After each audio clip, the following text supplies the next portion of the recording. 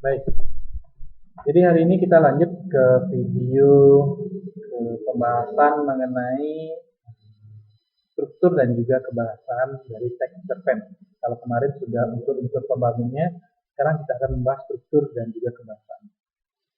Tapi sebelum ke struktur,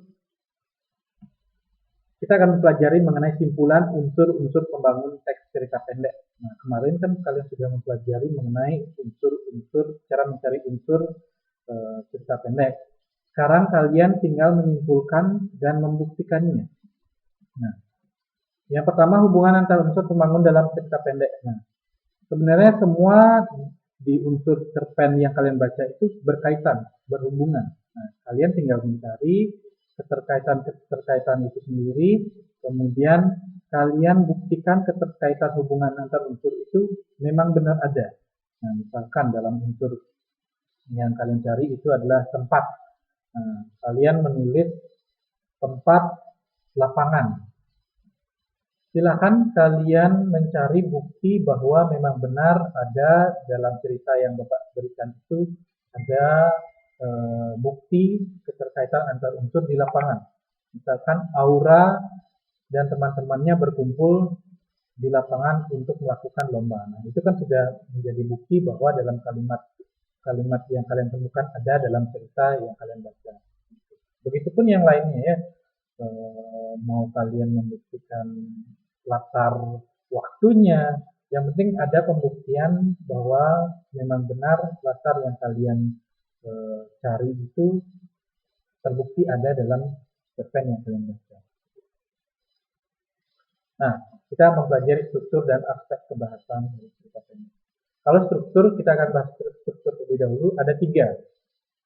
Intinya orientasi, komplikasi, dan juga resolusi. Nah, kalau orientasi di sini itu biasanya pengenalan tokoh. Nah, dalam membuat cerpen biasanya ada di awal itu pengenalan tokoh, kemudian latarnya gimana disebutkan, bagaimana siapa yang menjadi tokoh utamanya, ini dijelaskan dalam orientasi.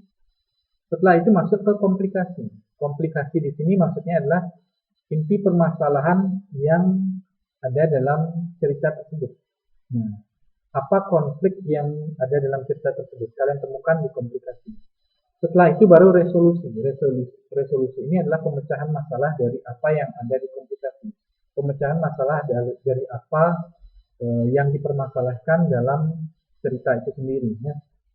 Jadi kalau misalkan pada cerita sepatu dari ayah itu orientasinya kan pengenalan si Aura, kemudian komplikasinya yaitu adalah Aura tidak memiliki sepatu untuk melakukan lomba lari.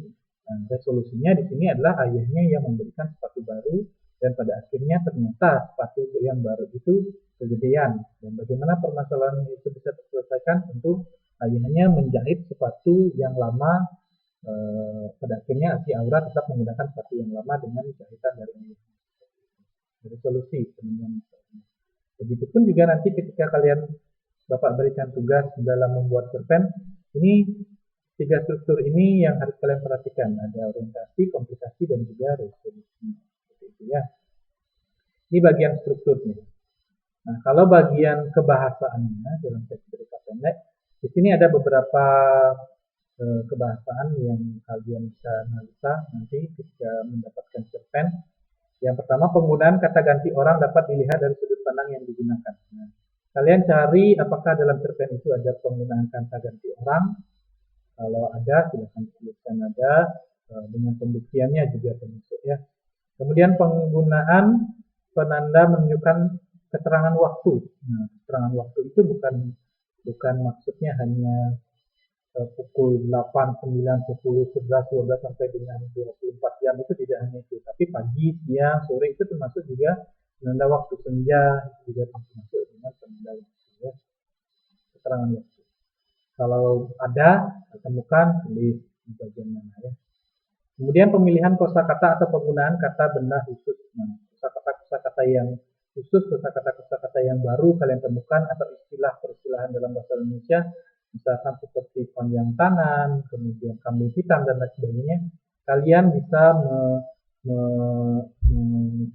memberikan garis bawah, kemudian kalian tuliskan bahwa kalian menemukan penggunaan benda khusus pada bahasa khusus pada cerita itu sendiri. Dibuktikan dengan kalimatnya juga. Kemudian penggunaan uraian deskriptif yang terperinci. Ya. Biasanya dalam cerpen itu kan atau dalam cerita buku yang kalian baca, penulisan uraian deskriptif ini yang menggambarkan bahwa si aura, misalkan si aura memang benar-benar digambarkan oleh si penulis itu, apakah ada? Jika ada, kalian bisa menuliskan pada bagian uraian deskriptif yang terperinci. Apakah sangat terperinci sekali, misalkan aura menggunakan jepit rambut, kemudian rambutnya bagaimana, matanya bagaimana, dan sebagainya, kalian bisa menguraikan itu.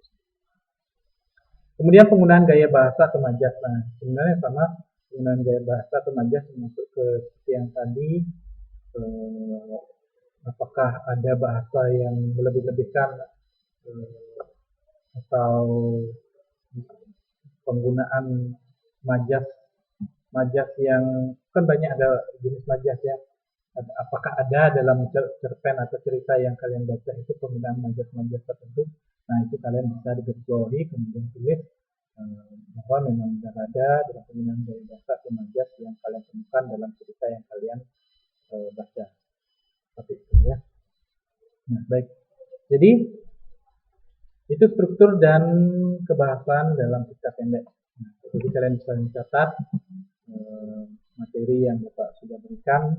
Nanti mungkin setelah ini di pertemuan berikutnya kita akan ke praktik dalam mencari struktur dan kebahasan dalam cerpen yang akan Bapak bagikan nanti di